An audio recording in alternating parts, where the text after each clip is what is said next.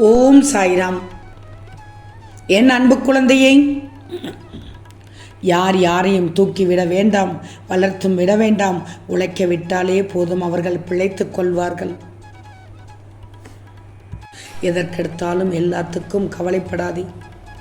துக்கமோ மகிழ்வோ எதுவோ அதிக நேரம் உடல்நிலை எடுத்துக்காது. எல்லாம் கொஞ்ச நேரம் மீறி போனால் அதை நீயே பிடிச்சு தொங்குகிறாய் என்றுதான் அர்த்தம். யதார்த்தமாக பழக, அதுதான் முக்கியம். யார் வேணா கீழிருந்து மேலேயும் மேலிருந்து கீழேயும் ஒரு நாளில் மாறிடுவார்கள். எனக்கா இந்த நிலைமைன்னு வாயடிச்சு போகாதே. உன்னை விட அவமானப்பட்டவங்க எல்லாம் உலகத்தில் இருக்காங்க. எதையும் ஆழமாக நேசிக்காது, எதையும் ஆழமாக யோசிக்காது. மிகவும் சுலபம் இது. நேசித்தலும் அதற்கான யோசித்தலும் தான் அழுகைக்கு அடிப்படை காரணம் என்ற தத்துவத்தை புரிஞ்சுக்கோ. சமநிலையாக இருக்க கற்றுக்கோன்னு தான் சொல்கிறேன் தங்கமி. ஒருத்தவங்க உன்னை விட்டு போயிட்டாங்கன்னா கெஞ்சாதே. வேணும் வரை இருந்துட்டு திடீர்னு போகிறாங்கன்னா கஷ்டப்பட வேண்டியது அவங்க தான், நீ இல்லை. உதாசீனப்படுத்தினா உதறி விட்டு விடு. விலகிச் செல்பவர்களிடம் தானா போய் அன்பை கொட்டாதே. அதனால் வர்ற அற்ப கவலைகளுக்கு எல்லாம் இடம் தராதே. அந்த நினைவுகள் மேலே எழும்புச்சுன்னா ஒரே போட்டு புதைச்சிடு. ஏமாற்றம் துரோகம் ரொம்ப சீரியஸாக எடுத்துக்கிடாதே.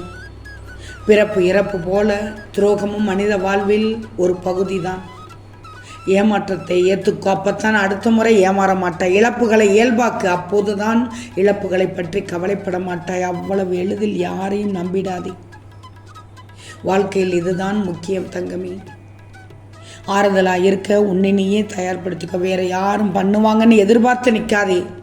உனக்கு நீதான் வேலைக்காரன், உனக்கு நீதான் எஜமான். உனக்கு வாழ்க்கையில் நல்லது நடந்தாலும் சரி, கெட்டது நடந்தாலும் சரி, எல்லோரும் சொல்லக்கூடிய ஒரே வார்த்தை, நீ செய்த கர்மா. நன்மை நடப்பதற்கும் தீமை நடப்பதற்கும் கர்மா மட்டுமே காரணம் என நம்பும். கர்மா என்றால் என்ன என்று யோசித்து இருக்கிறாயா? ஒரு பாவம் செய்ய வேண்டும் என்று நினைத்தாலே போதும், அதுவே நெகட்டிவ் ஆகிவிடும் தங்கமி. கர்மா என்பது உன் எண்ணம் மட்டும்தான்.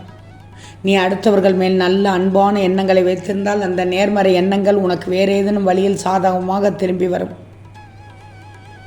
மாறாக அடுத்தவர் மேல் கெடுதலான எண்ணங்களை உள்ளே விதைத்தால் அதே எண்ணம் கெடுதலான வழியில் திரும்பவும் வந்து சேரும். நீ எதை தேடுகிறாயோ அதுவே கிடைக்கும், நீ எதை நினைக்கிறாயோ அதுவே நடக்கும்.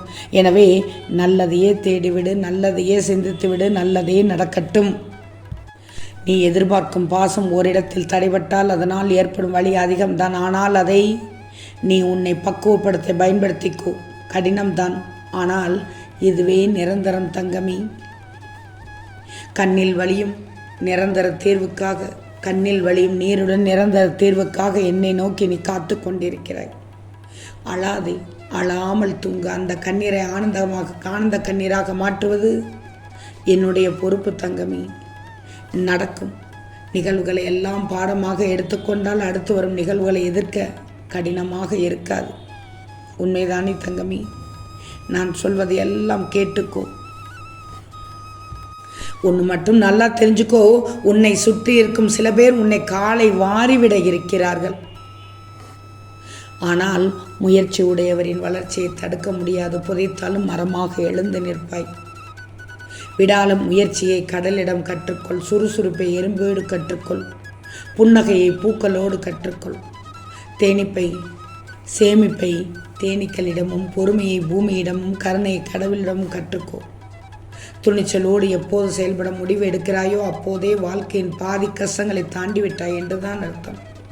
படைத்தவனுக்கு எல்லாம் தெரியும் என்று நீ நினைத்து விடாதே. நீ செய்யும் செயலில் தான் துணை இருப்பேன். நீ தவிர நீ எதுவும் செய்யாமல் இருந்தால் துணை இருக்க மாட்டேன். முயற்சி செய், உறுதுணையாக இருப்பேன் தங்கமி.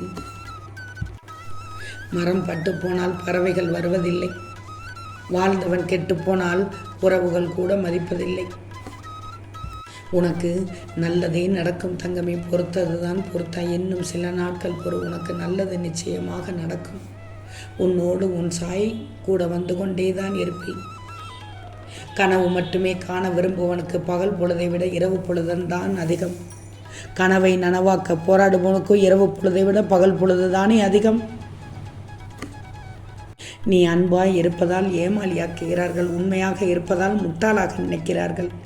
நடித்தால் மட்டுமே நல்லவன் தங்கமே. நடிக்க முடியுமா? நீ கண்ணீர் சிந்திய நாட்களை மறந்துவிடு. ஆனால் உன் கண்ணீருக்கு காரணமான ஆட்களை மறந்தும் கூட நீ மன்னிக்கவே கூடாது. நல்லா ஞாபகம் வச்சுக்கோ.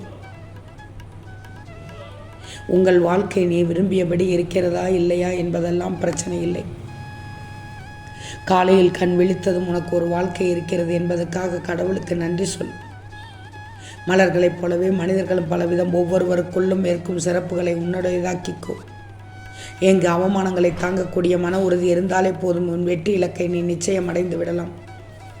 வாழும் வரை நீ அர்த்தமுள்ள வாழ்க்கை வாழ வேண்டும்னா ஒரு வினாடியை கூட வினாக்காதே. சிறு புல்லை பறித்து அதன் வேரை பார். என்ன ஒரு உற்சாகத்தோடு பூமியின் உள்ளே ஆழமாக கிளைவிட்டு அவை ஊன்றிக் கொண்டிருக்கின்றன என்று புரியும்.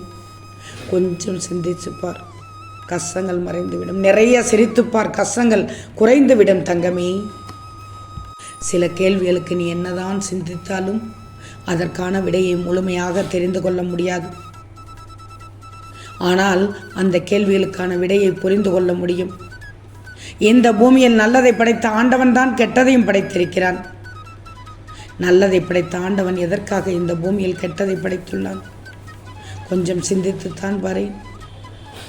நல்லதை அப்படியே ஏற்றுக்கொள்ளும் உன்னுடைய மனமானது எதற்காக கெட்டதை மட்டும் ஏற்றுக்கொள்ள மறுக்கிறது? இதானே தங்கமே வாழ்க்கை. ஒரு மனிதன் மகானாக மாறுவதற்கும் மீண்டும் மறுபிறவி எடுப்பதற்கும் அவரவர் வாழ்கின்ற வாழ்க்கையை எந்த கண்ணோட்டத்தில் பார்த்து வாழ்கின்றார்கள் என்பதை பொறுத்துத்தான் அமைகிறது. சிந்தித்து செயல்பட்டு விடு. சிறப்பான வாழ்க்கையை வாழ்ந்து விடுவாய். ஒருத்தவங்க உன்னை அளவுக்கு அதிகமாக புகழும் போது முதலில் தித்திப்பாகத்தான் இருக்கும். அதே ஒருவர் காலப்போக்கில் அவரின் தேவை உன்னிடமிருந்து நிறைவேறிய பிறகு உன்னை அலட்சியம் செய்யும் போதுதான் உண்மை என்னவென்று தெரிய வரும். இது தவறு. உன்னை புகழ்ந்து உன்னால் பயனடைந்தவர் பக்கம் மட்டுமல்ல, உன் பக்கமும் தவறு உள்ளது. எப்படி என்று கேட்கிறாயா? புகழ்ச்சி என்னும் மாய வலையில் சிக்கி சில விஷயங்கள் இழந்த பிறகு நீ வருந்தி எந்த பயனும் இல்லையே. தெளிவோடு இரு என்றுதான் சொல்கிறேன் தங்கமே. வாழும் காலம் சிறிது என்பதால் நேரத்தை விரயம் செய்யாதே.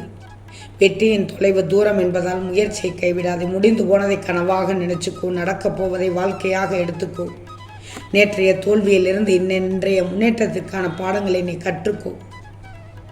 தோல்வி என்னும் நேற்று மடிந்த வைக்கோல் இன்று நல்ல எருவாகி இருக்கிறது என்பதை உணர்ந்தால் தோல்வி என்பதை நீ வரவேற்கலாம் அல்லவா? விதையானது தாம் விழும்போதெல்லாம் மரமாக எழுவோம் என்னும் போதும், இலை தாம் விழுந்தாலும் உரமாக ஆகும் என்னும் போதும் நீ மட்டும் விழுவதற்கு தயங்கலாமா? விழுவோம், எழுவோம், வெற்றி பெறுவோம் என்று வீரம் முழக்கிட்டு தூங்கு தங்கமே. இப்போது உன் மனம் அமைதி பெறும். நாளை காலை விடியல் உனக்கான விடியல். கேட்டு சந்தோஷமாக தூங்கு தங்கமே. ஆம் செல்லமே, நிச்சயம் நடக்கும். நல்லது நடக்கும். நல்லது மட்டுமே நடக்கும். அது நன்மையாகவே இருக்கும். ஓம் சாயிராம்.